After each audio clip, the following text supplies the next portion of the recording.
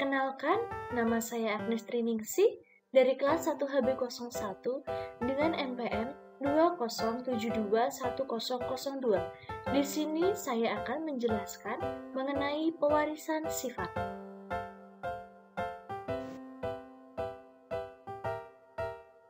Mengapa manusia memiliki sifat karakteristik yang berbeda-beda? Perbedaan itu disebabkan oleh warisan dari orang tua yang diwariskan melalui materi genetik. Melalui genetik tersebut, kamu mirip dengan orang tua. Tahukah kamu bagaimana proses pewarisan sifat dari orang tua bisa terjadi? Pada proses pewarisan sifat dari orang tua, materi genetik memiliki peranan penting. Dikutip dari situs resmi Kementerian Pendidikan dan Kebudayaan atau disingkat dengan Kemendikbud, ayah akan mewariskan materi genetiknya melalui sel sperma, sedangkan ibu melalui sel telur atau ovum. Pada materi keduanya akan bergabung dalam proses fertilisasi atau pembuahan. Adanya penggabungan tersebut, maka kamu muncul karakteristik yang mirip karakteristik ayah atau ibu.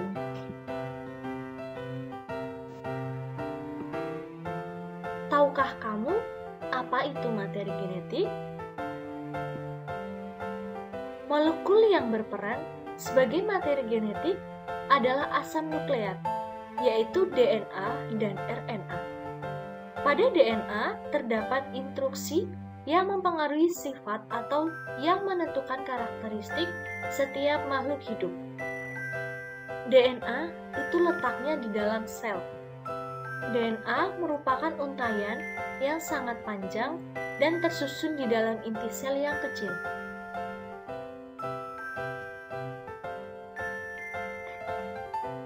Untaian DNA melilit pada protein yang disebut protein histon dan membentuk kromosom. Dalam pewarisan sifat, dikenal istilah dominan dan sifat resensif. Istilah dominan adalah karakter yang mampu menutup karakter yang lain, sedangkan resensif adalah karakter yang ditutupi. Variasi atau bentuk alternatif dari gen-gen disebut alel. Jika kamu melihat mata, bentuk rambut, warna kulit, dan jenis telinga disebut fenotip. Fenotip merupakan perwujudan ekspresi dari gen. Susunan informasi genetik atau gen dari suatu individu yang mengkode karakter-karakter fisik disebut genotip. Susunan kromosom pada sel penyusun tubuh berbeda dengan susunan kromosom yang ada pada kelamin. Kromosom pada sel tubuh susunannya dan berpasangan, dan itu disebut diploid. Jika susunan kromosom pada sel kelamin tidak berpasangan dan disebut haploid. Jumlah kromosom sel tubuh sebanyak 23 pasang. Karena dalam keadaan diploid, jumlah total kromosomnya 23 dikali 2 sama dengan 46 buah kromosom.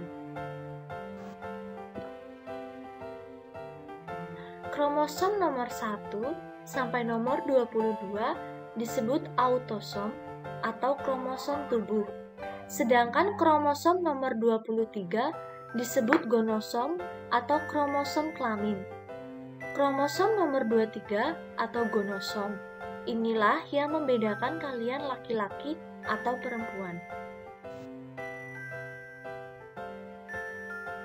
Kemudian selanjutnya adalah hukum pewarisan sifat. Penelitian pertama mengenai penurunan sifat adalah Gregor Mendel. Ia seorang pendeta dan juga ahli botan dari Austria. Mendel melakukan penelitian tentang pewarisan sifat pada 1856. Dalam meneliti, Mendel memakai kacang kapri sebagai objek, karena kacang kapri memiliki sifat yang kontras, dapat melakukan penyerbukan sendiri, mudah melakukan penyerbukan silang, mempunyai daur hidup yang relatif pendek, dan menghasilkan keturunan dalam jumlah banyak. Teorinya itu dikenal dengan hukum Mendel.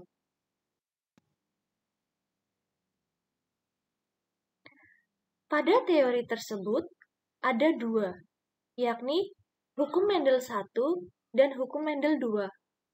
Hukum Mendel 1 disebut juga hukum segregasi adalah mengenai kaidah pemisahan alel pada waktu pembentukan gamet. Pembentukan gamet terjadi secara meiosis, di mana pasangan homolog saling berpisah dan tidak berpasangan lagi, atau terjadi pemisahan alel-alel pada gen secara bebas dari diploid menjadi haploid. Hukum Mendel 2 disebut juga hukum asortasi. Pada hukum asortasi, setiap gen atau sifat dapat berpasangan secara bebas dengan gen atau sifat lain. Hukum ini berlaku ketika pembentukan gamet pada persilangan dihibrid atau persilangan dengan dua sifat beda. Salah satu percobaannya yang terkenal adalah persilangan antara kacang ercis biji bulat warna kuning dengan tanaman kacang ercis bentuk biji keriput warna hijau. Hasilnya menetapkan genotip untuk berbiji bulat dan berwarna kuning dengan genotip dominan dan kacang kapri berbiji kisut dan berwarna hijau dengan genotip resensif. Sekian penjelasan dari saya ucapkan terima kasih.